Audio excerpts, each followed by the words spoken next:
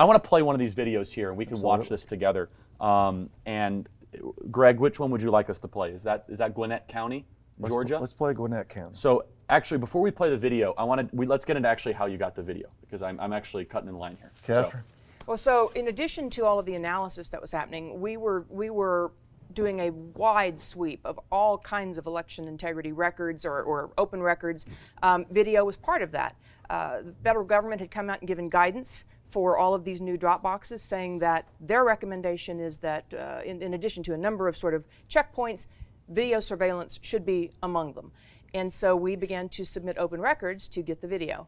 And these videos are a product of ultimately what came back, although what's interesting about what you're going to watch now is that we didn't get this until last month. Yeah, the first open records requests went out in probably January, and we've been fighting So by law in then. Georgia, they had to have a camera over the ballot drop box. Is that correct? By rule. By rule.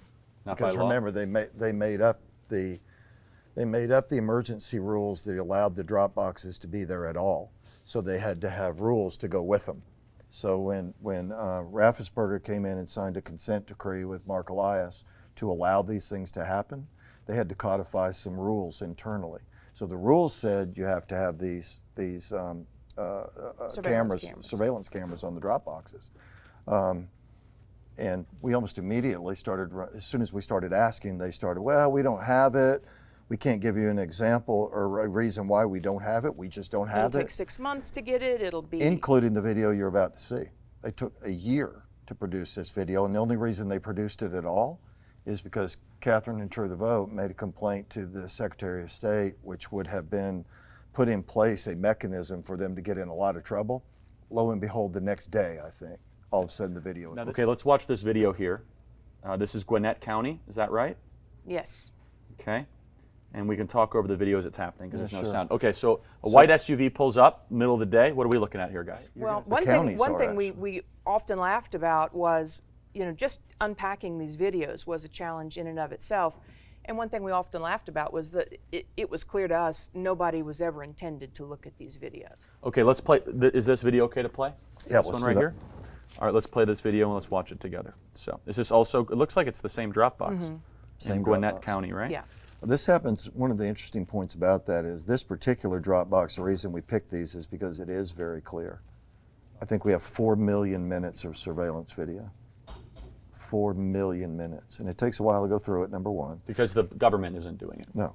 The setup of the surveillance video is such that it has to be attached to the player that is unique to that particular camera. And so actually getting it out so that you could even look at it, those are MP4s, but just getting it to the MP4 point. It's an incredible accomplishment. It's just, it's ridiculous. John David and some of the other people on our team have just spent, hundreds and hundreds, thousands of hours pouring through this video. And it can be tedious. Okay, let's go to another video here. This one here, is that okay to play? Sure. Okay, so what are we looking at here as we pull this up? Same basic thing. Those are 3 felonies we just saw on camera. And we have 4 million minutes worth of video. Flawless. I'll give you an example, Charlie. This is hot off the press. We learned this while we were at lunch before we came here to see you today. We have the file that those videos came on a big disk. And in that disk, it looked to us like there were several sort of blank, just empty folder files. But we couldn't open them. It felt, we just didn't really fiddle with it because we were interested to get to that.